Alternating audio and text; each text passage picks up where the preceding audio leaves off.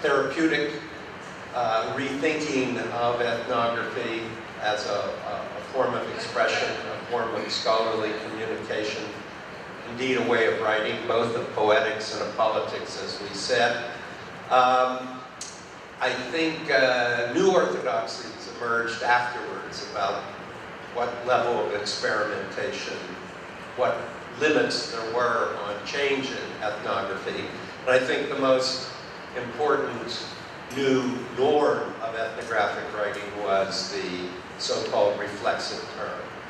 The idea that anthropologists could write themselves analytically into the ethnography. And that, of course, meant that the kind of theories of intersubjectivity from which ethnographic knowledge was derived could be theoretically enriched. Also, the data and material that one could work through or with in ethnographies was opened up to discussion, experimentation, and normalization in the field.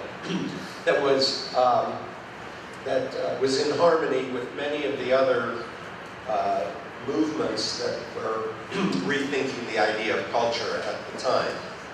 Feminism, media studies, what became, very importantly, science studies, history, literature, and even some of the professions like law and business were very marginally there.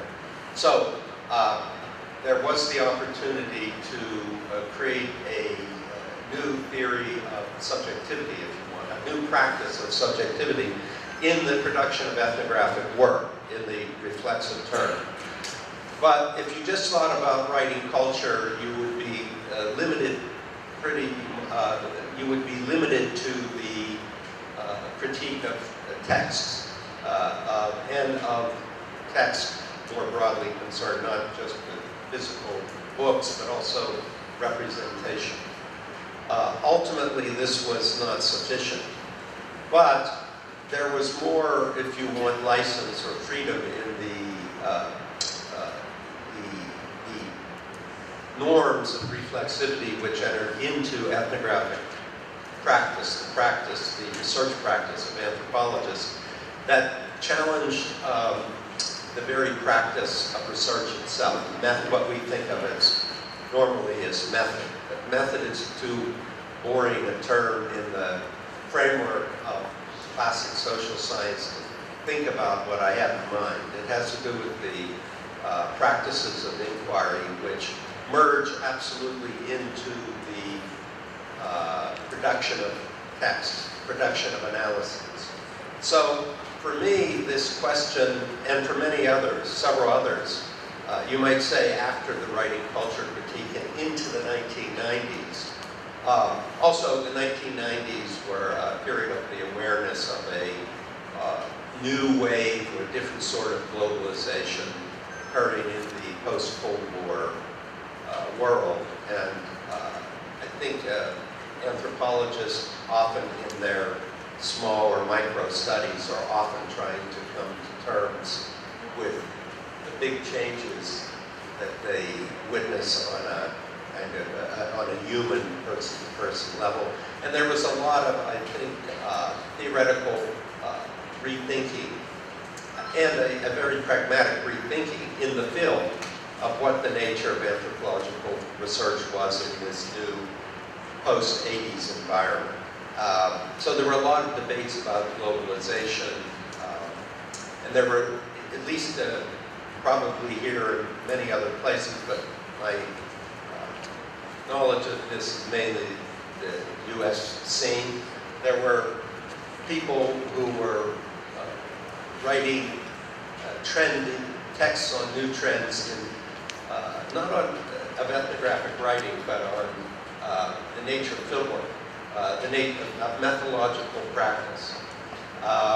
There was, for instance, and many of these were about what is globalization and how does it affect the locality of the localization of fieldwork.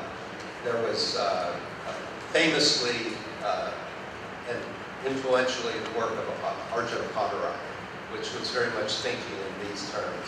There was the work of Gil Gupta and James Ferguson. There was the work of Anand Singh. They were writing articles on ethnography and globalization, essentially. And my contribution to that period, the post-writing culture 90s period, was the emergence of multi-sited ethnography. And the idea was, of course, if ethnography has to be moving, if you can't focus the subject of ethnography only on a particular site, then what are the alternatives? And what are the influences on both the creation of theory and the creation of what all anthropologists produce as a rite of passage, the production of ethnographies as texts? Were texts adequate to this kind of mobile, circulating, and a key word for us became recursive kind of fieldwork enterprise? So since the 90s, I've become much, much more interested. The modes of ethnographic writing remain interesting to me, but the key questions are the emergent changes in the classic doctrines of method in anthropology. And these doctrines of method are less rules of method in the classic Durkheimian sense, or in the classic positivist social scientific sense. It's kind of an ideology of practice that anthropology passes on from mentor to student, and in the corridor, pub talk, more than, this is a socialization process, more than in courses of method. So I'm very interested in the changing forms of ethnographic method, while the ideology of method, fieldwork, observation, immersion in the lives of subjects, the interest in subjectivity, connecting subjectivity to large social processes. I'm interested in how these kind of ideologies of the field have changed. And I have not forgotten my interest in the problems of ethnographic representation and writing, but I'm now concerned with ethnographic writing representation as it occurs in the process of fieldwork itself. So I guess the classic mode would be, if field notes are still important, and I think we still imagine ourselves doing field notes in the Malinowskian or Boasian, Mausian sense of literally writing in notebooks. I don't know how many of us still do that. I'm interested in the process of, if you want, writing in the field, but in a broader sense of immersion in the dialogic. And this is only an interesting problem today if you need a new theory of, not of field work, but of the field itself. And I think that these discussions in the mid-90s about anthropologists trying to operate within the framework of globalization, the effects of neoliberalism, etc., has immersed them in a new framework of producing field work that I think is better thought of in terms of not these huge terms like globalization, ethical terms like globalization or neoliberalism, but are thought of in terms of, if you want, sociologies or ethnographies of assemblages. That field work, in order to occur today, field work as we've always understood it, field work among a certain group of subjects, this is the classic,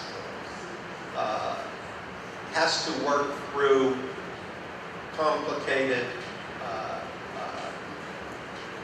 forms of arrangements and collaborations of big middle-range institutions, mediations of power, that have to essentially be defined as part of the field of work itself.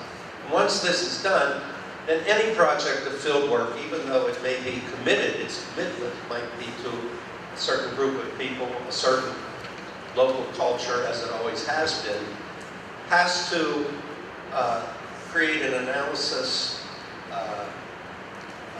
or a discourse that takes into account the entire range of communication that occurs on that particular subject that it defines anthropologically. And to some degree, it must be more active rather than passive. It must move the results of doing field work in Village X, or Community Y, or in a corporate boardroom or something. It must move its field work and its results to other constituencies while it's doing it. And I consider this kind of mobility of field work to be, and the reconstitution, re-understanding of the idea of the field of field work, and how it's pragmatically negotiated and emerges in a particular project, to be an important post writing culture, post-1990s connection, post-1990s question. And where I want to bring this talk is to when I myself moved after the year 2000 from Rice University, where I had been for many years, to the University of California, Irvine, which is a very congenial university and department to be, given the kind of critique of anthropology and interest in kind of critical anthropology that I've been interested in, which is a very congenial place to go. I with colleagues founded a Center for Ethnography in 2006, and has primarily been interested in the changes in the classic method of field work, with the emphasis being on a kind of experimentation. Changes in the classic methods of field work working within contemporary global assemblages. So it would be working within projects of, not working within or in relation to, I don't mean being hired out as an applied anthropologist, but working within the world that, let's say, a project of huge global philanthro-capitalism creates for certain people in the Amazon, or creates for certain classic subjects of anthropology.